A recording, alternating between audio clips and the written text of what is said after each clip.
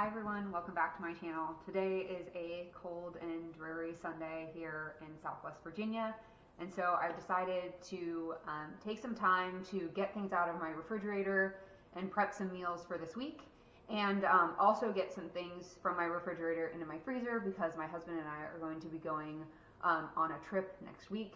So I want to make sure I have everything out of the refrigerator that can go bad. The first thing I'm going to make is a vegan shepherd's pie.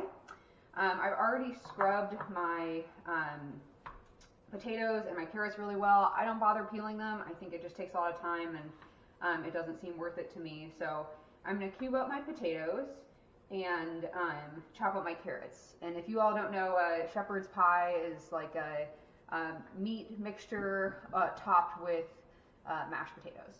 And this is a great recipe because it can go in the freezer like full, and I'm going to make it in my cake or my bread tins, which are a really easy way to have like a nice deep wall because I like to have a lot of filling to the amount of potato on the top. And it's a really easy, adaptable recipe to get all the things out of your fridge. So I make it a little different every time, so hopefully this one turns out well. As I said, I'm going to start by chopping up my potatoes and getting them boiling on my stove. And I'll come back to you when I'm starting to make the filling. Now that we've got our onions all softened, I'm going to add in the garlic. Sorry about the background noise. I've got something defrosting in the microwave right on top of you. So I'm just going to stir in the garlic just really briefly until it gets nice and fragrant.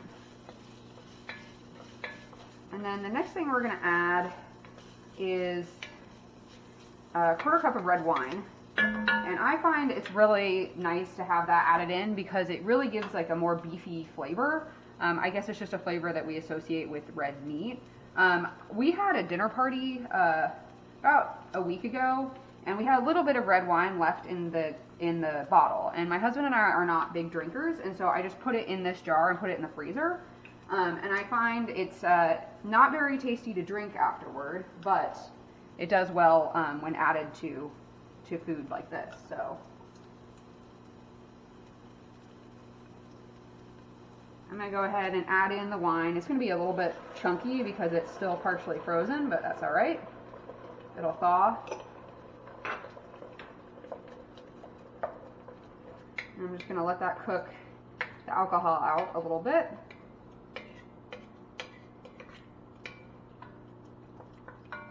Makes it just smell extra delicious. And I'm just going to cook this down until almost all of the wine is evaporated. Now that this is mostly cooked down, there's not too much wine left, I'm going to add a quarter cup of flour. And if you wanted to make this gluten-free, you could sub this for cornstarch or tapioca starch or whatever, arrowroot powder, whatever you like. And I'm going to quickly mix this in so it doesn't get lumpy. I'm just going to cook this for a minute so that we get that kind of raw flour taste out.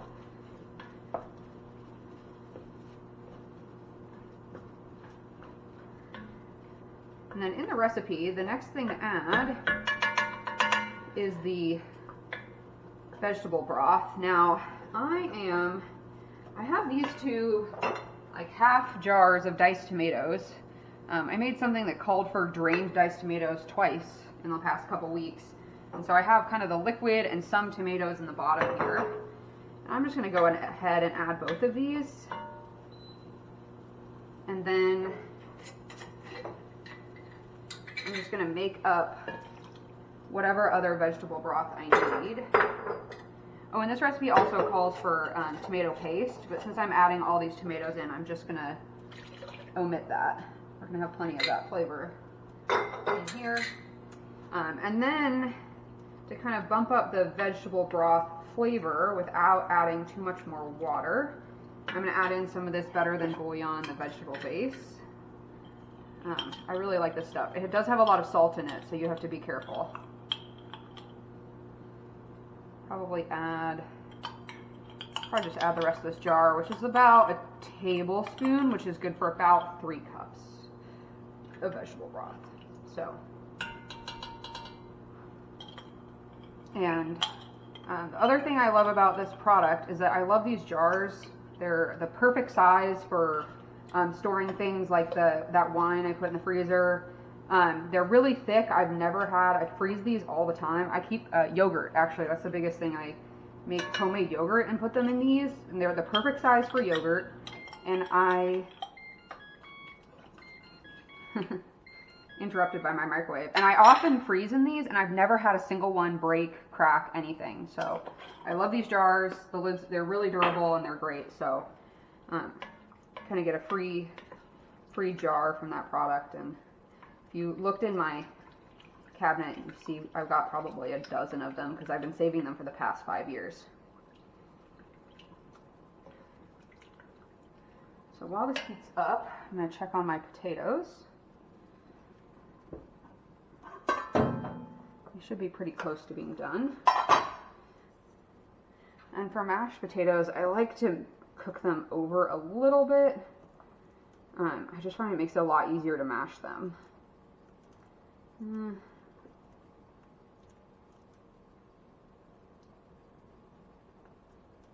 Yeah, they're pretty close.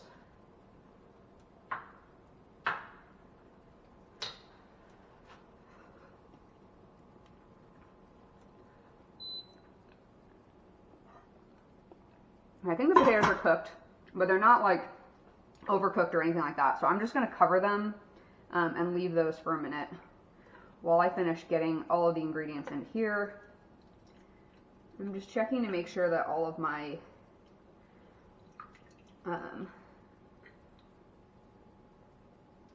all of the flour has dissolved, and it looks like it has not quite yet. So I might have to get out the whisk and really mix that. But for now, I'm going to add in my carrots.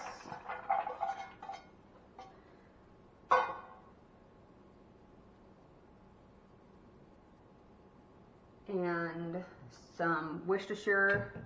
I use obviously vegan Worcestershire sauce, which the Kroger brand is accidentally vegan.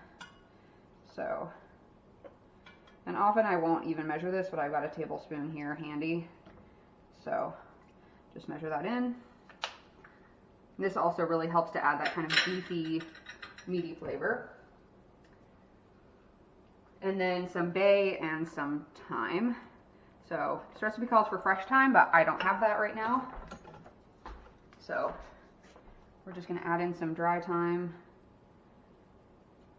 It's probably good.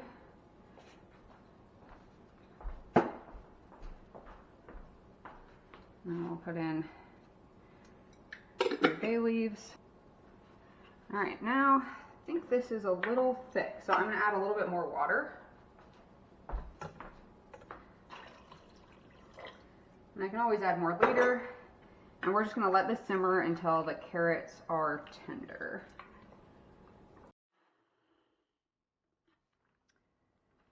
And just like that, we have a fresh batch of cashew milk. I really love using this little Ninja smoothie blender. My husband and I both drink a lot of smoothies, and also it's really great for making like small batches of cashew milk, or I use it to make salad dressings and stuff like that that need to be pureed. I use it all the time.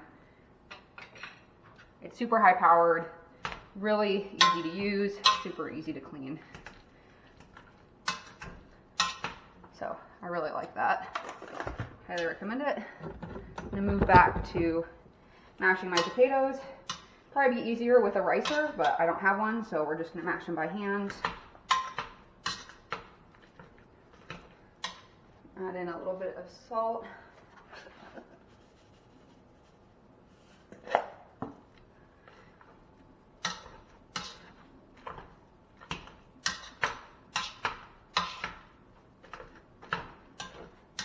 And as I mentioned, I don't peel my potatoes generally. It just takes a lot of time, and I don't mind the skins, and it has the skins have a lot of nutrition. So it's less waste to not peel them, better for you. So I just give them a really, really good scrub.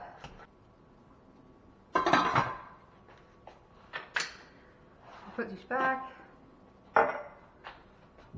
and move back to our filling mixture. See how it's doing.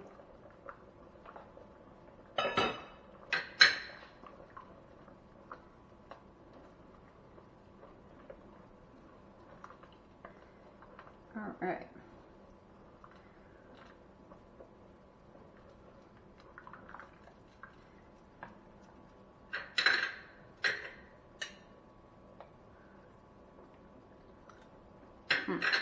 Carrots are still hard.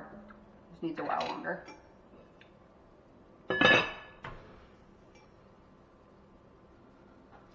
So while we're waiting for this to finish cooking, I'm going to turn my attention to my next task, which is preparing my kind of filling meat substitute. So I put up a video on these a while ago, but these are just seitan steaks and seitan kind of balls. And seitan is a meat substitute that was eaten a lot in China.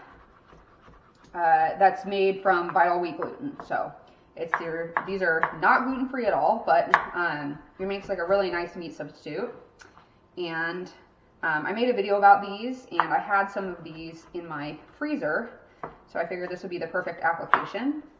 So I'm just going to kind of cut it up to make kind of a ground beef sort of thing. And these are already fully cooked, so I can just add this all in at the end.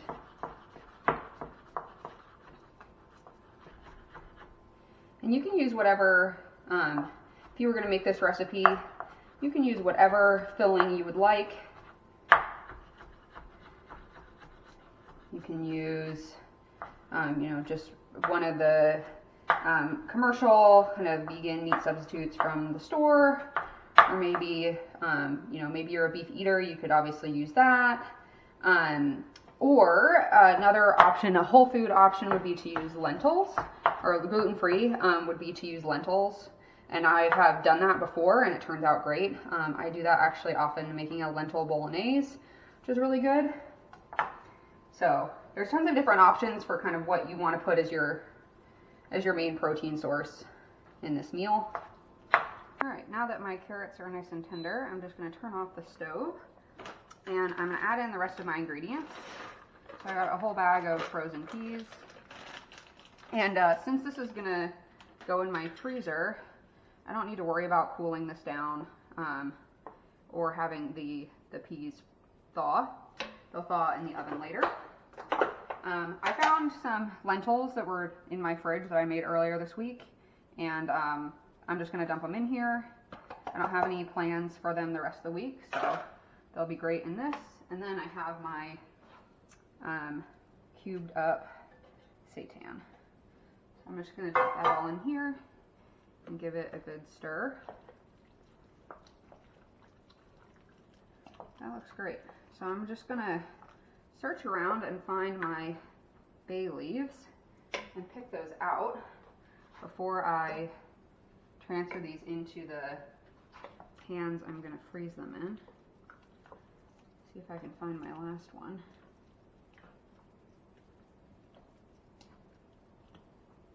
Oh, here he is.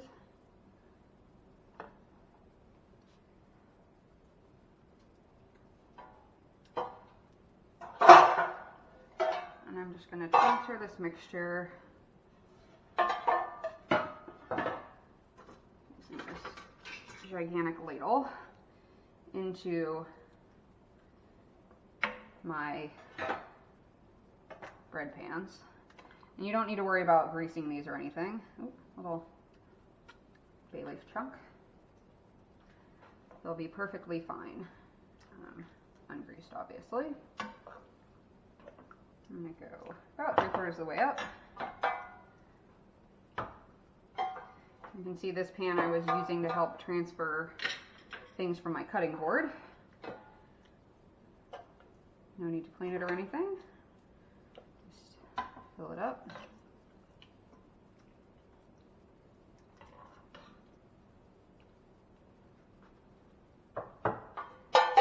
last one, and I think I have just about the right amount of mixture here.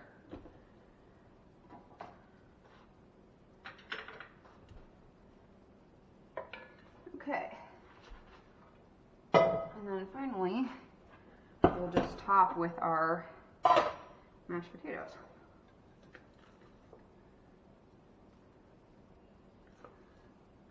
And try and dollop these on top and try and keep them from sinking into the mixture. And then I'm just going to smooth it out in a minute. Do 2 of these and then I'll kind of smooth it out. And I just do this with my fingers. I find that to be the easiest. And now the potatoes have cooled quite a bit, so it's easy to do. I like to just kind of try and cover up all the edges.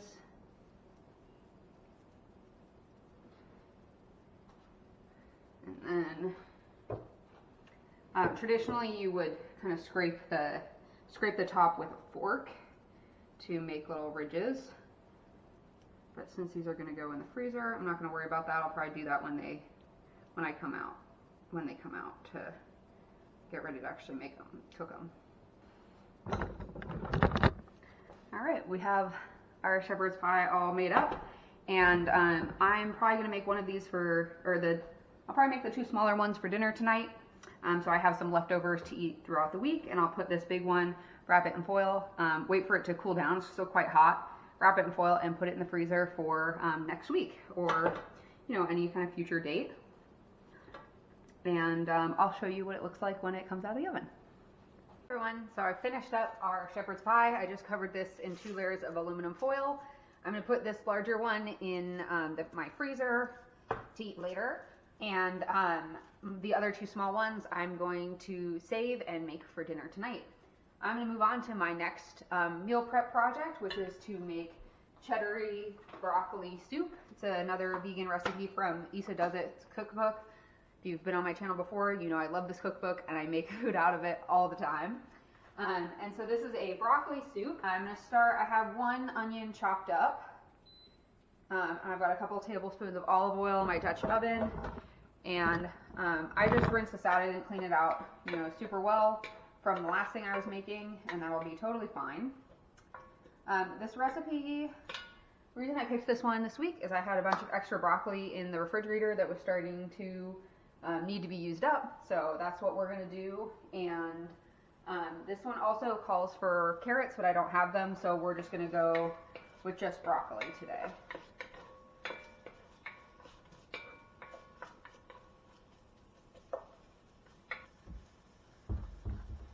To my onions, I'm just going to add a little bit of salt to help them render or to soften a little bit faster. Now that that's started to soften, I'm going to add in my garlic.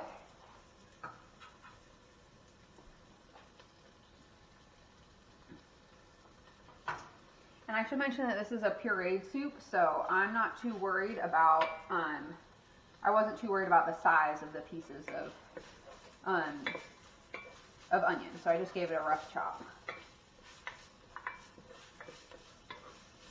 I cook the garlic for about 30 seconds, and then we're just going to dump in the rest of our ingredients. So I have my broccoli florets. Normally I'd put like 2 or 3 carrots in here, but I don't have any more. So we're going to go with just the broccoli. And then I'm going to add in 3 cups of vegetable broth. This is a vegetable broth that hopefully you all saw the video where I canned this up 2 weeks ago.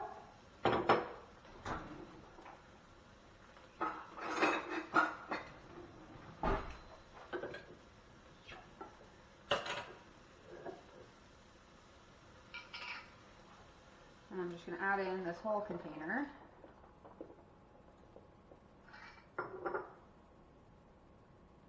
And then the last ingredient in here is a little bit of turmeric. I think mostly just for color.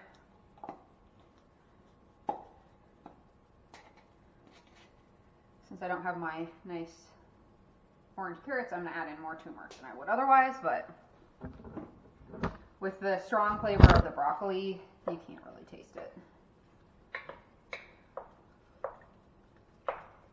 gonna get the broccoli all covered in the broth.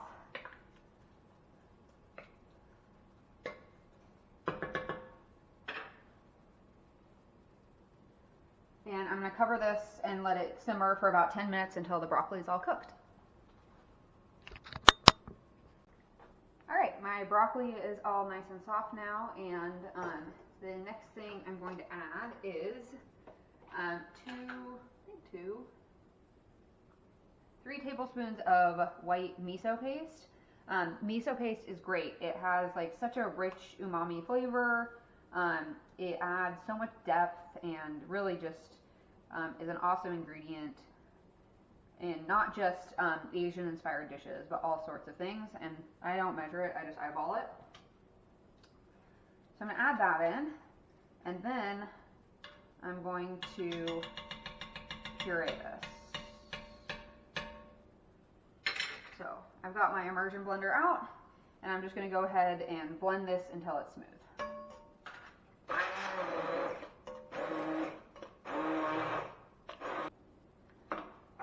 Okay, I've got that all pureed down. I'm going to add the last few ingredients. This is just the rest of the cashew milk that I made earlier. Make it nice and creamy.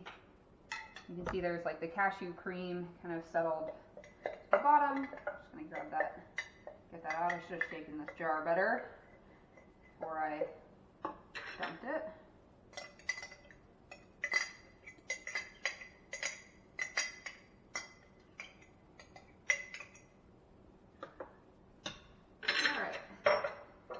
I'm going to add a couple of tablespoons of nutritional yeast.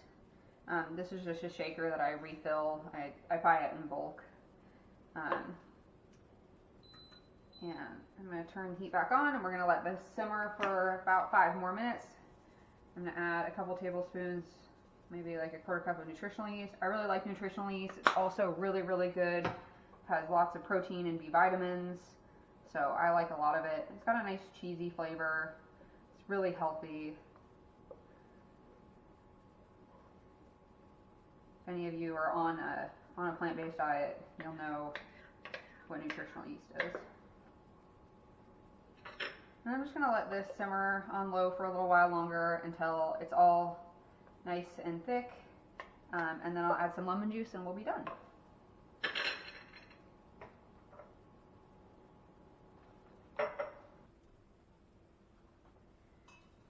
Okay, our soup is finished simmering away, and all I have left to do is adding a few tablespoons of lemon juice, and then we're all done and ready to go. So I'm just going to put this into a glass container, and I'm going to freeze this to eat probably next week, or you know, whenever we need it. So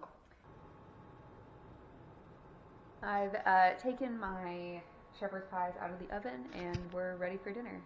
So thank you so much for joining me today. I really appreciate every single one of you who's watched my videos and who's liked, commented, and subscribed. And I hope to see you all again soon. Bye.